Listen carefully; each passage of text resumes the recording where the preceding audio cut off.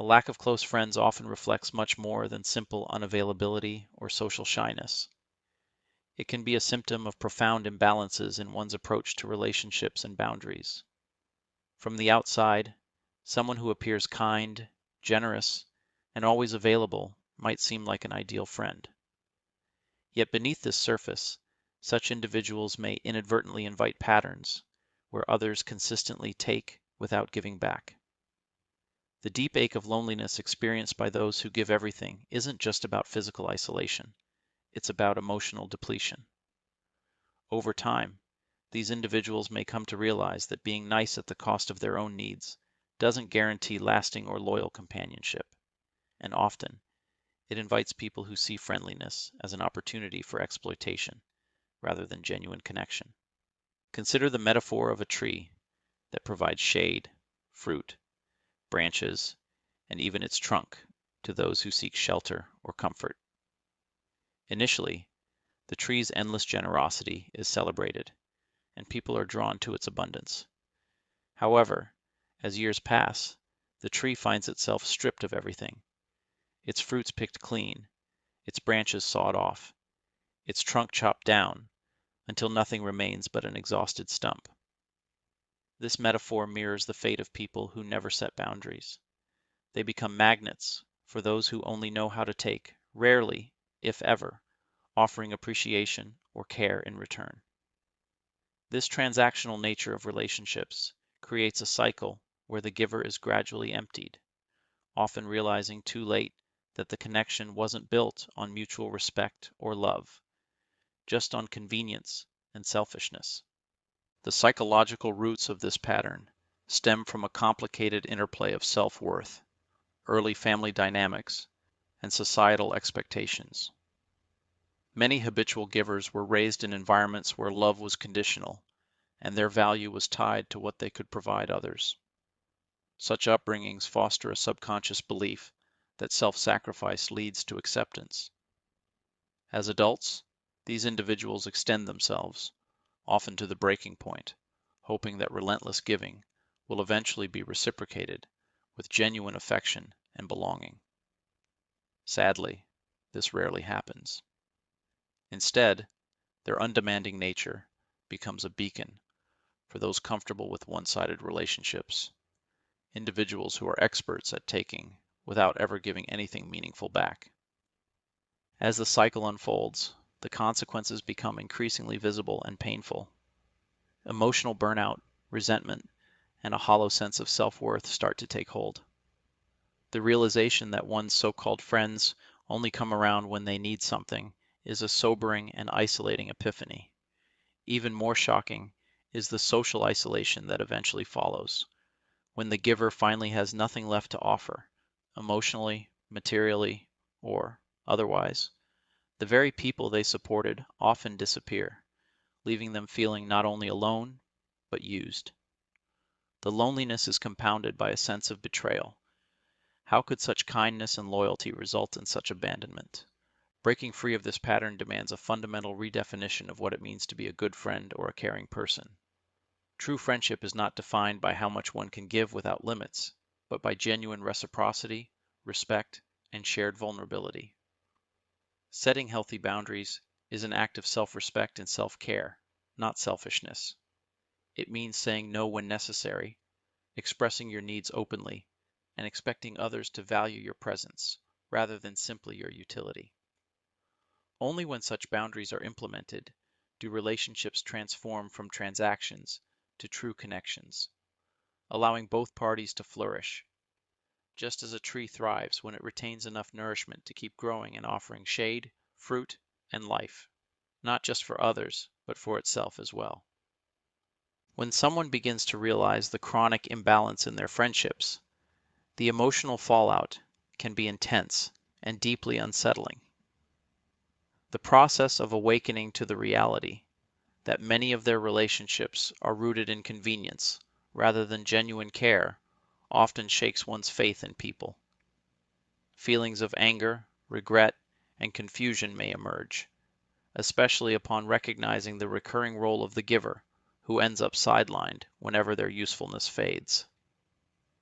This confrontation with painful truths often leads to a period of self-reflection, where the individual may question past decisions, wonder why they tolerated being taken for granted, and struggle to reconcile their inherent generosity with the need for self-respect.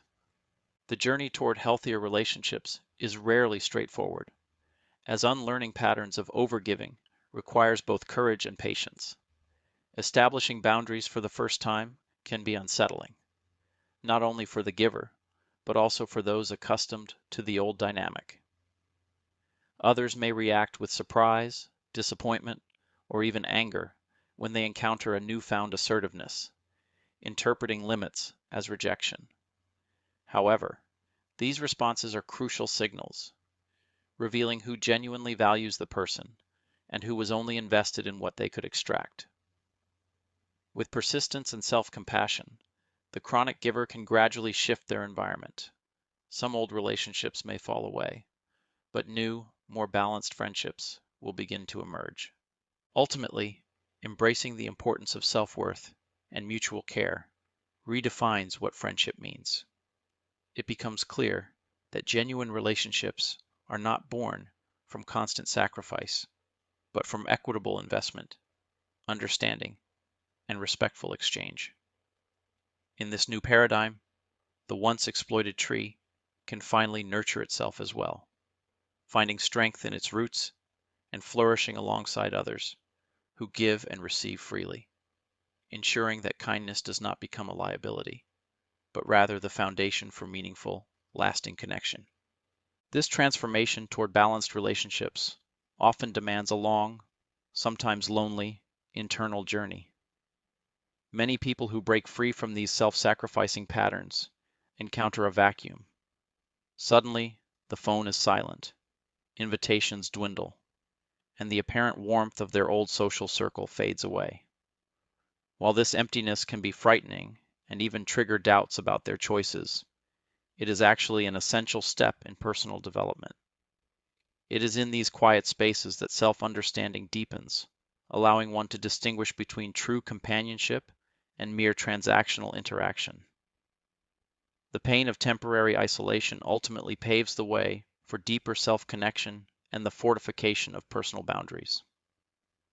During this transitional period, building self-worth becomes crucial. Engaging in self-care practices, pursuing hobbies, interests, and solo adventures can replenish emotional reserves that were long depleted by overgiving. Therapy and support groups can offer validation and practical strategies for establishing boundaries and recognizing toxic dynamics before they take root. Through this process, the individual learns to trust their instincts, honor their own needs, and realize that healthy relationships should never demand self-erasure. They begin to cultivate friendships that feel nourishing rather than draining. Relationships built on respect, understanding, and true empathy. With time and practice, the impact of this transformation starts to manifest externally. The person becomes less susceptible to manipulative behaviors or guilt-tripping tactics. They recognize warning signs sooner. Subtle cues like one-sided conversations, entitlement, or reluctance on the other person's part to reciprocate care. Armed with new self-awareness, they opt out of relationships that don't feel safe or balanced, choosing instead to invest in connections that foster mutual growth and support. Old wounds begin to heal as patterns of exploitation are broken. Loneliness is replaced by meaningful interactions, even if the number of friends is smaller than before. Ultimately, this journey is about reclaiming personal agency. It is a radical act to prioritize your own well-being in a world that often applauds relentless selflessness. By refusing to be the proverbial tree that's cut down to a stump, one asserts the right to exist, to be valued for who they are, not just what they offer. This inner strength does not close the heart to kindness, but sharpens its expression, ensuring that generosity is given freely and consciously, without expectation of depletion or suffering. In the end, lacking close friends after years of overgiving is not a personal failure, but evidence of a necessary transformation. With every boundary set, each act of self-respect, and all the courage it takes to step away from toxic dynamics, a new kind of relationship becomes possible, one where both people stand tall, roots firmly planted, offering shade and support to one another, without fear of being felled or forgotten. This is the ultimate reward: friendship that is balanced, respectful, and enduring, born from the understanding that healthy connections spring forth only when both the giver and the receiver are recognized, cared for, and equally valued.